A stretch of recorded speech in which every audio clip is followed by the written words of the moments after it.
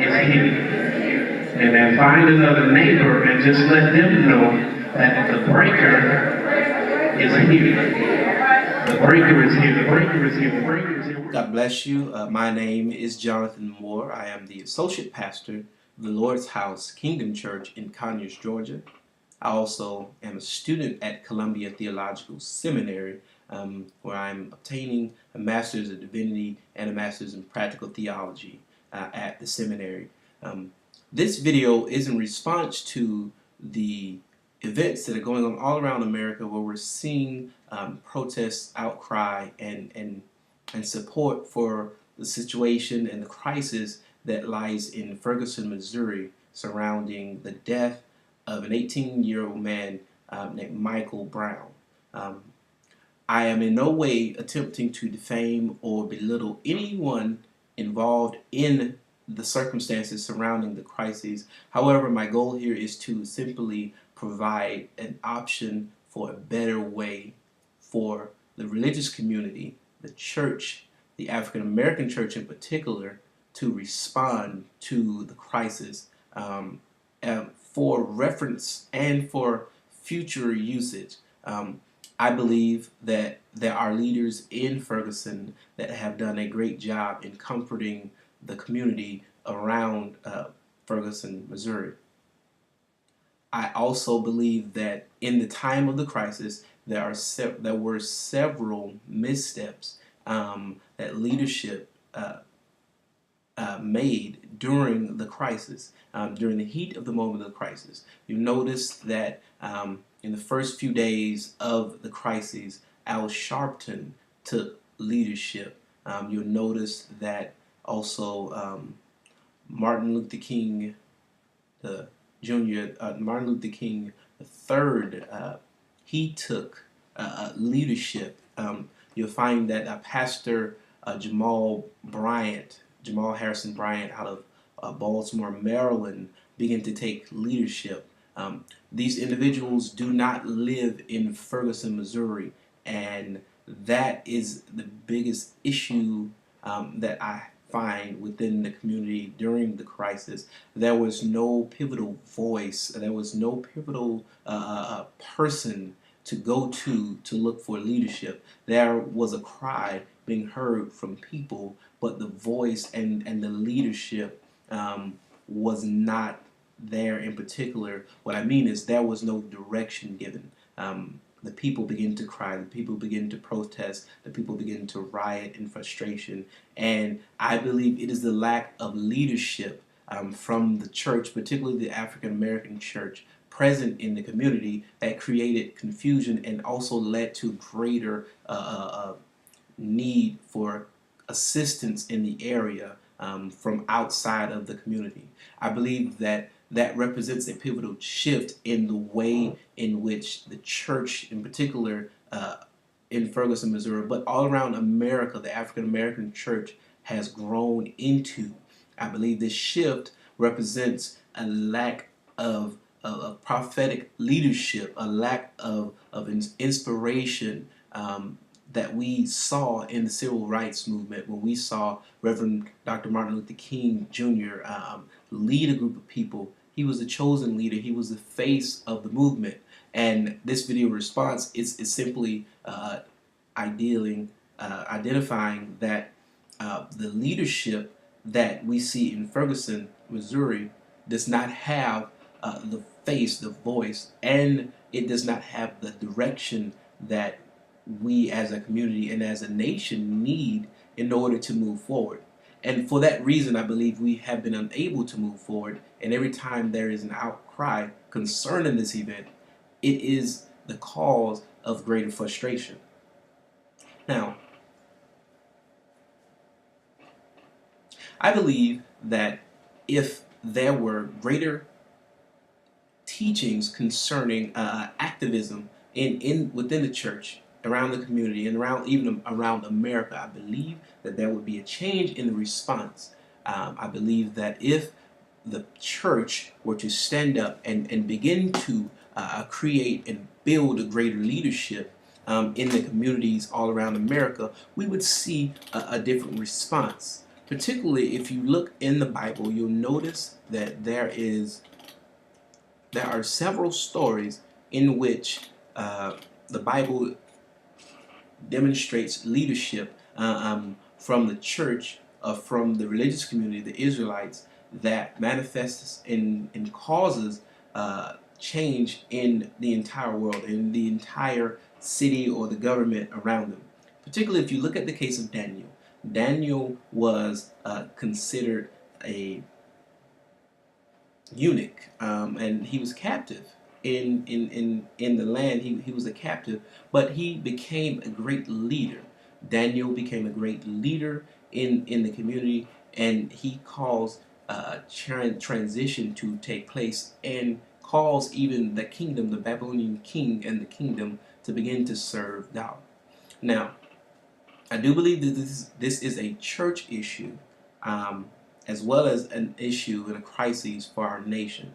But I believe the proper response is for the church to raise up leaders and to build leaders that will cause a greater measure of unity to come forth, and that will cause specific goals to be attained, because the leadership brings together the community, and the community brings to political leadership the agenda that it has, and one by one, name by name, these agendas get addressed. I believe that is the flaw in the response to the crisis in Ferguson, and that we had no leadership specifically stand up, pull the community together, and state what we desire as a community, what the African American people in Ferguson, Missouri, and in America desire. We have no leadership to claim anything other than there is no justice and there is no peace. Well, what beyond justice and peace do we need? How do we need? What do we need? And how do we need laws to change? How do we need response to crises to change, from government, from police? What is the appropriate response? Those are the questions that we do not have answers to. What does the Ferguson community need other than justice and peace? What does the community need other than for the person that was responsible, the officer that's responsible for Mike Brown's death, to be brought to justice? Well, we need transformational change. We need laws to be changed. We need communities to be transformed. We need the way in which police investigations are done to be changed. We need direction. We need healing. And those things can't take place unless there is a pivotal shift in the way crises such as the Ferguson, Missouri situation and the Michael Brown murder are handled. Now, I believe that the greatest avenue for bringing about transformational change for the African American church is during the preached word of every service. This is the space and opportunity that affords African American leaders and preachers in general to introduce issues in such a way that they can provoke and inspire the people, the congregants of the community, that then leave church and go out and become partakers of the community. This is the moment that they can empower them to look at society, look at what needs to be changed, look at this issue, the issues that we are facing, and embrace the how they can be involved inside of their circumstance, inside of their own struggle. So please allow this short excerpt from a sermon that I preached recently to spark that particular desire inside of you. I hope you enjoy the message, and I say thank you for taking the time to listen to the video and to allow this ministry moment to transform the way you think currently, and how we as a community, particularly concerning times of crises such as the one in Ferguson, Missouri, concerning Michael Brown and his death,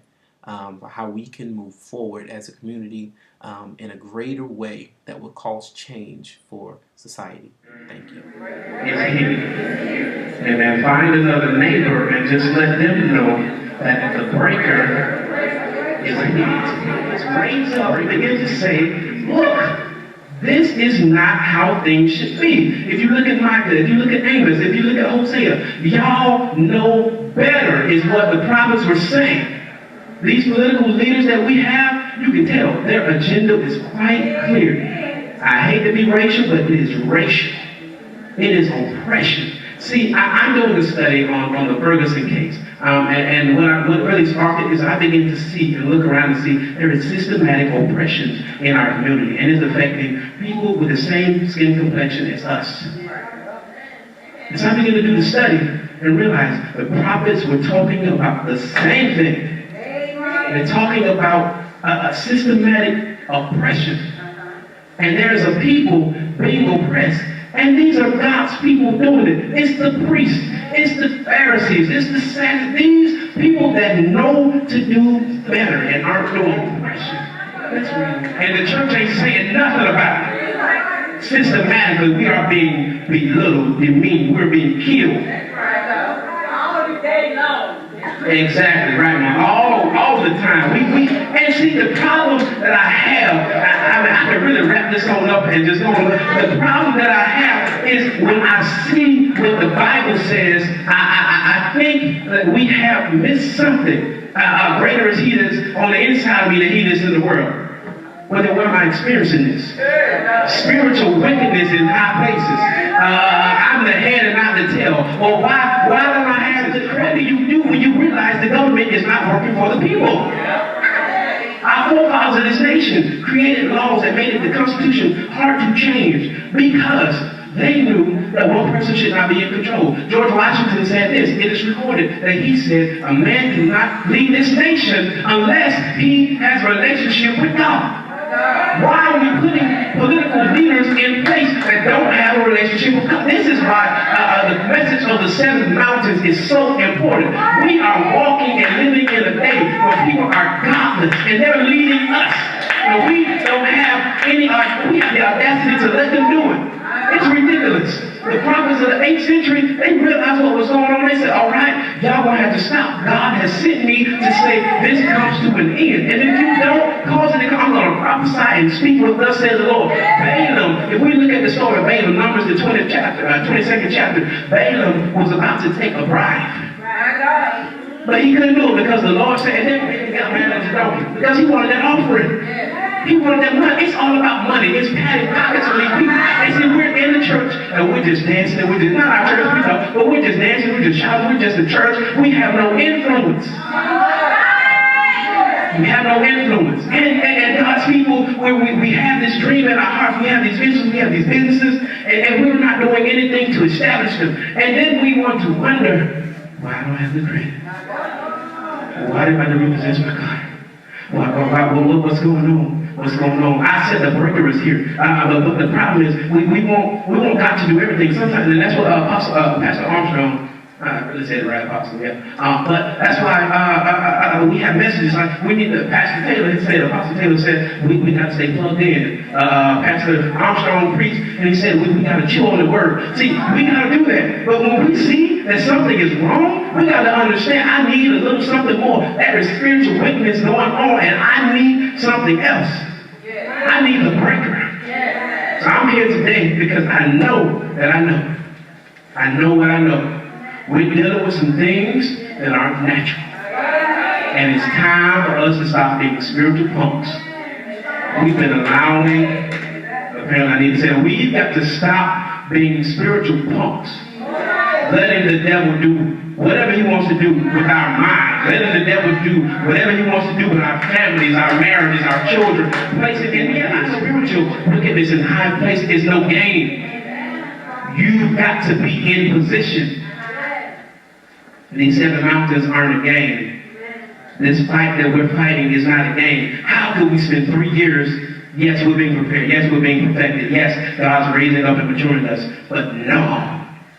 How dare we sit here and deal with stagnant prayer lives, deal deal with all this adversity in our personal lives and not begin to realize what's going on. How dare we deal with all these social injustices, Mike Brown,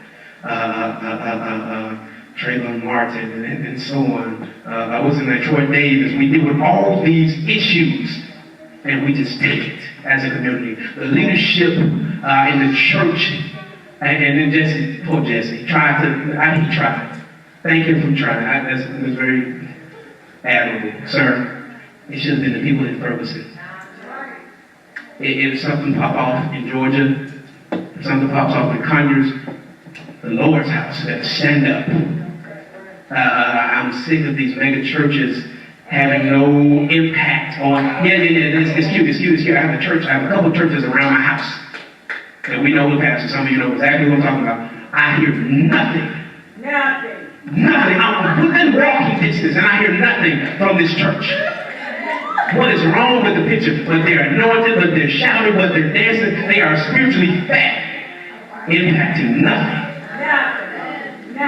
When we're dealing with some wickedness in high places, and one of the problems that we have is, if we be honest, Pastor Will, I don't believe like I used to.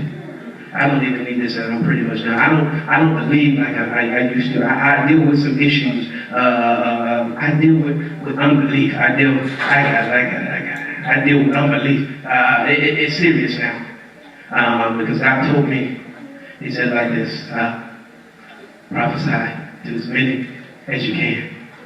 There's a word and there's prayer and on today for you that have been dealing with this foolishness long enough out there, that have been dealing with this because the breaker is here today. So if that's you, I'm going to say like this, just come to this altar because the breaker is here. If that's you, don't play with it. This is not a game. We're dealing with some things. We're dealing with some circumstances. We're dealing with promises that God made to us, and they have they don't even look like they're ever going to come to pass. But the breaker is here. The breaker is here today. I didn't come to play, but I came with a message from God, and the message is that the breaker is here. That we're about to break some things off of your life, off of your mind, every assignment of the enemy, every attack on your mind, every cycle that you're in, that you can't get out of in your flesh, in your finances, in your family. We come to break it today. This is not a game today.